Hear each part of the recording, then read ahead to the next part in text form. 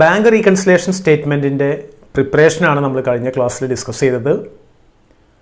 ബിസിനസ്സിൻ്റെ കയ്യിലിരിക്കുന്ന ക്യാഷ് ബുക്കിലെ ബാങ്ക് കോളം കാണിക്കുന്ന ബാങ്ക് ബാലൻസ്, ബിസിനസ്സിൻ്റെ ബാങ്ക് അക്കൗണ്ടിൽ ബാങ്ക് രേഖപ്പെടുത്തി വെച്ചിട്ടുള്ള ബാങ്കിലെ കണക്ക് കാണിക്കുന്ന അഥവാ പാസ്ബുക്ക് കാണിക്കുന്ന ബാങ്ക് ബാലൻസും തമ്മിൽ വ്യത്യാസം കാണുന്നുണ്ടെങ്കിൽ ആ വ്യത്യാസം റീകൺസിൽ ചെയ്യുന്ന, അതിനെ യോജിപ്പിക്കുന്ന ഒരു സ്റ്റേറ്റ്മെൻ്റ് ആണല്ലോ ബാങ്ക് റീകൺസിലേഷൻ സ്റ്റേറ്റ്മെൻറ്റ്.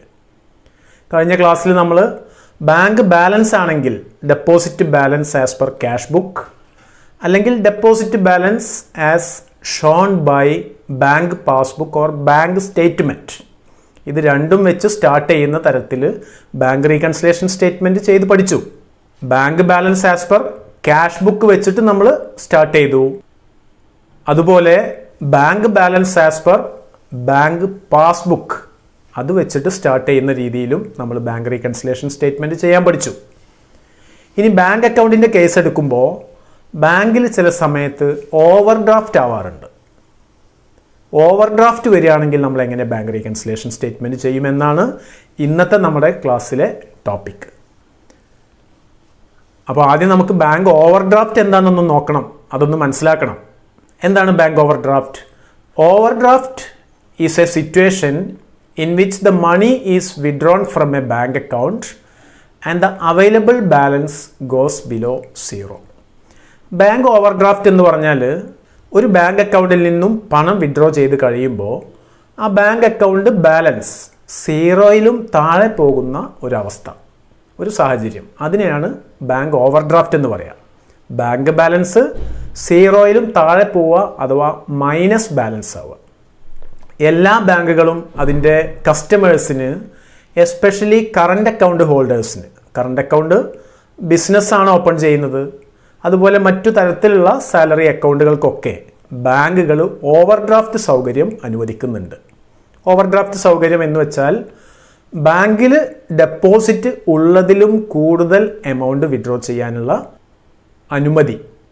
അങ്ങനെ ഒരു ബിസിനസ് അല്ലെങ്കിൽ ഒരു വ്യക്തി അദ്ദേഹത്തിൻ്റെ അല്ലെങ്കിൽ ആ ബിസിനസ്സിൻ്റെ ബാങ്ക് അക്കൗണ്ടിൽ നിക്ഷേപമുള്ളതിലും കൂടുതൽ എമൗണ്ട് വിഡ്രോ ചെയ്യുന്നതിനെയാണ്, അല്ലെങ്കിൽ അങ്ങനെ വിഡ്രോ ചെയ്ത് കഴിഞ്ഞാൽ ആ മൈനസ് ഫിഗറിനെയാണ് നമ്മൾ ബാങ്ക് ഓവർ ഡ്രാഫ്റ്റ് എന്ന് പറയുന്നത്. അപ്പോൾ നമ്മളിവിടെ ഇന്ന് പഠിക്കാൻ പോകുന്നത് ബാങ്ക് ഓവർ ഡ്രാഫ്റ്റ് ആണെങ്കിൽ എങ്ങനെയാണ് ബാങ്ക് റീകൺസിലേഷൻ സ്റ്റേറ്റ്മെൻറ്റ് തയ്യാറാക്കുന്നത്. നമുക്ക് ഒന്ന് രണ്ട് എക്സാമ്പിൾസ് ചെയ്തുകൊണ്ടാണ് അത് പഠിക്കുന്നത്. അതിനു മുമ്പ് ഓവർ ഡ്രാഫ്റ്റ് ഏത് രീതിയിലാണ് നമ്മുടെ ബുക്സ് ഓഫ് അക്കൗണ്ട്സിൽ കാണുന്നത് എന്ന് കൂടി ഒന്ന് നോക്കാം. Overdraft are where the bank account becomes negative and the business in effect have borrowed from the bank. Bank overdraft എന്ന് പറഞ്ഞാൽ ബാങ്ക് അക്കൗണ്ട് നെഗറ്റീവ് ഫിഗറിലേക്ക് വരുന്നു, മൈനസ് ഫിഗർ ആവുന്നു. ദാറ്റ് മീൻസ് ആ ബിസിനസ് ബാങ്കിൽ നിന്നും പണം കടമായി എടുത്തതിന് തുല്യമാണ്. ബാങ്കിന് ബിസിനസ് ക്യാഷ് അങ്ങോട്ട് കൊടുക്കാനുള്ള ഒരവസ്ഥയായിരിക്കും ബാങ്ക് ഓവർ ഡ്രാഫ്റ്റുള്ള സമയത്ത് ഉണ്ടാകുന്നത്. Okay, this is shown in the cash book as A credit balance and passbook as A debit balance.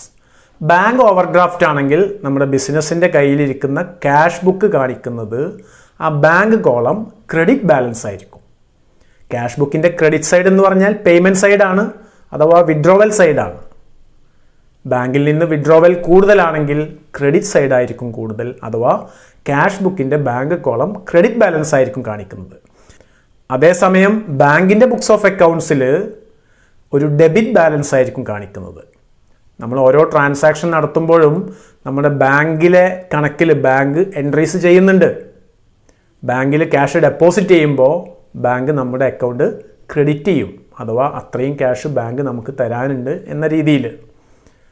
അപ്പോൾ ബാങ്കിൽ നിന്ന് വിഡ്രോവൽ കൂടുതലും ഡെപ്പോസിറ്റ് കുറവാണെങ്കിൽ, അഥവാ ഡെപ്പോസിറ്റിലും കൂടുതലാണ് വിഡ്രോവൽ എങ്കിൽ ബാങ്ക് അക്കൗണ്ടിൽ നമ്മുടെ അക്കൗണ്ട് ഡെബിറ്റ് ബാലൻസ് ആയിരിക്കും. ക്യാഷ് ബുക്കിൻ്റെ ബാങ്ക് കോളം ക്രെഡിറ്റ് ബാലൻസ് ആയിരിക്കും, അതേസമയം ബാങ്കിൻ്റെ കണക്കിൽ നമ്മുടെ അക്കൗണ്ട് ഡെബിറ്റ് ബാലൻസ് ആയിരിക്കും. പാസ്ബുക്ക് കാണിക്കുന്നത് ഡെബിറ്റ് ബാലൻസ് ആയിരിക്കും.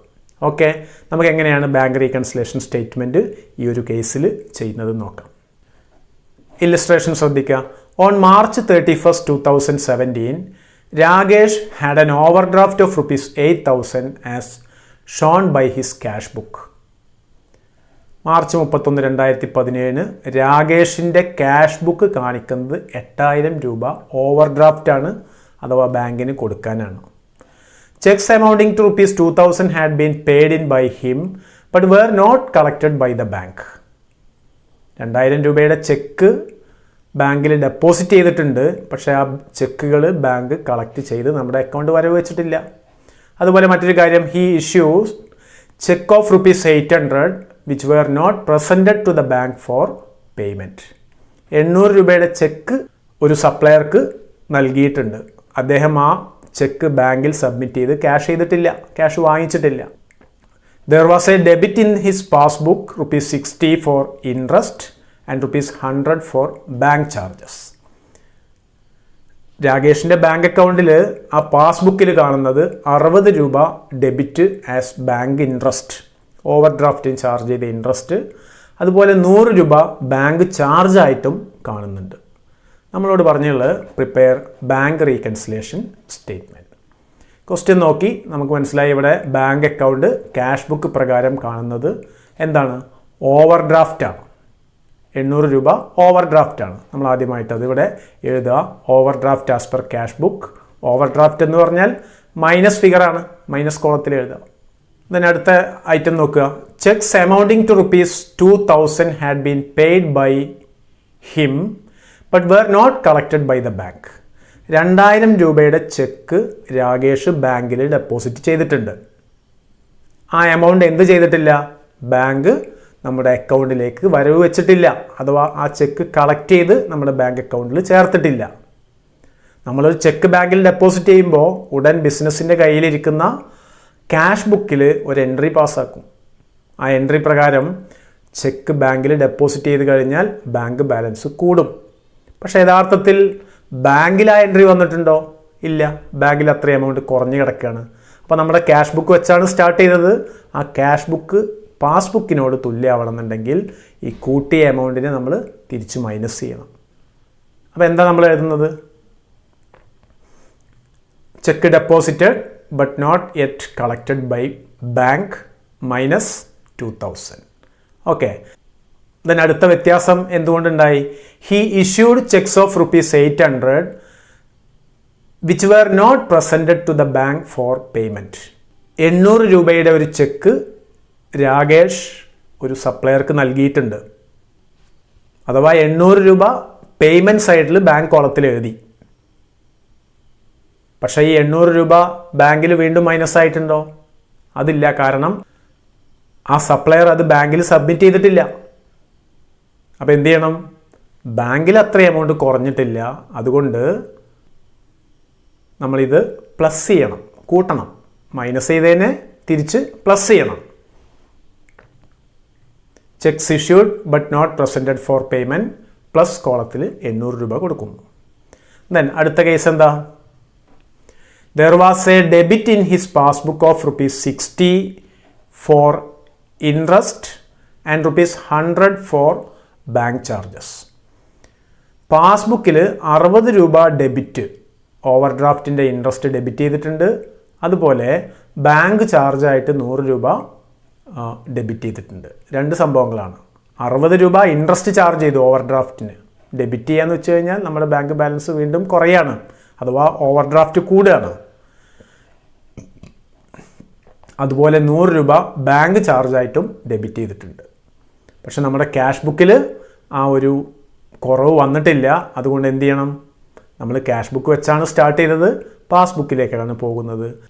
പാസ്ബുക്കിലുള്ള ബാലൻസിനോട് തുല്യമാവണമെന്നുണ്ടെങ്കിൽ ഇവിടെ നമ്മൾ ക്യാഷ് ബുക്കിൽ ഇതേ എമൗണ്ടുകൾ മൈനസ് ചെയ്യണം. എഴുതുന്നത് എങ്ങനെയാണ്? ഇൻട്രസ്റ്റ് ഡെബിറ്റഡ് ബൈ ബാങ്ക് 60 രൂപ മൈനസ് കോളത്തിൽ എഴുതുന്നു. അതുപോലെ bank charges debited by the bank 100 രൂപ മൈനസ് കോളത്തിൽ എഴുതുന്നു.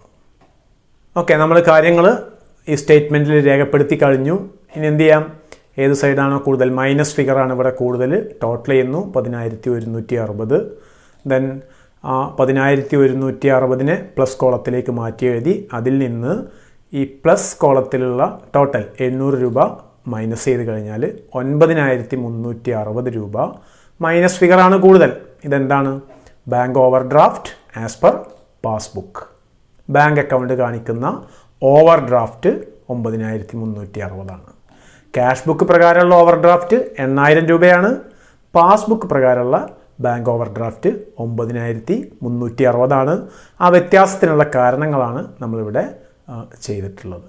ഓക്കെ, ദെൻ മറ്റൊരു ഇല്ലസ്ട്രേഷനും കൂടി നോക്കണം. From the following particulars of Asha and company prepare A bank reconciliation statement on 31st December 2017. Asha and കമ്പനിയുടെ ഒരു ബാങ്ക് റീകൺസിലേഷൻ സ്റ്റേറ്റ്മെൻറ്റ് തയ്യാറാക്കണം. Over draft as per passbook. Passbook അനുസരിച്ചുള്ള ഓവർ ഡ്രാഫ്റ്റാണ് നമ്മൾ തന്നുള്ളത്. പാസ്ബുക്ക് എന്ന് പറഞ്ഞാൽ ബാങ്ക് എൻട്രി നടത്തിയ ബുക്കാണ് passbook. ബാങ്കിൻ്റെ കണക്ക് പ്രകാരമുള്ള നമ്മുടെ ബാങ്ക് ബാലൻസ് എന്ന് പറഞ്ഞാൽ -20,000 ആണ്. ബാങ്ക് ഓവർ ഡ്രാഫ്റ്റ് എന്ന് പറഞ്ഞാൽ മൈനസ് ഫിഗറാണ്. ഓക്കെ, ആദ്യം നമ്മൾ എഴുതുന്നു bank overdraft as per passbook. നമ്മൾ പാസ്ബുക്കിൽ നിന്നാണ് തുടങ്ങുന്നത്. അതാണ് നമ്മുടെ മനസ്സിലുണ്ടായിരിക്കേണ്ടത്. ഓക്കെ, അടുത്ത കാര്യം നോക്കുക. Interest on over draft ₹2000. Bank interest on over draft നമ്മുടെ ബാങ്ക് അക്കൗണ്ടിന് ചാർജ് ചെയ്തു. ബാങ്ക് ഓവർ ഡ്രാഫ്റ്റ് അല്ലേ, ബാങ്ക് അക്കൗണ്ട് മൈനസ് ആവുകയാണ്, വീണ്ടും മൈനസായി. പക്ഷേ ക്യാഷ് ബുക്കിൽ അത് ചെയ്തിട്ടുണ്ടോ? ഇല്ല. നമ്മൾ ബാങ്ക് പാസ്ബുക്കിലെ കണക്ക് വെച്ച് സ്റ്റാർട്ട് ചെയ്തു. അപ്പോൾ പാസ്ബുക്കിലെ ഈ കണക്ക് പാസ്ബുക്കിനോട് തുല്യമാവണമെന്നുണ്ടെങ്കിൽ ഈ 2000 രൂപ തിരിച്ച് നമ്മൾ വീണ്ടും ആഡ് ചെയ്യണം അല്ലേ. അതുകൊണ്ട് പ്ലസ് കോളത്തിൽ എഴുതുന്നു 2000 രൂപ. കാരണം ക്യാഷ് ബുക്കിൽ ആ 2000 മൈനസ് ചെയ്തിട്ടില്ല, അത് കൂടി നിൽക്കുകയാണെന്ന് അർത്ഥം. അതുകൊണ്ട് നമ്മൾ ആഡ് ചെയ്തു.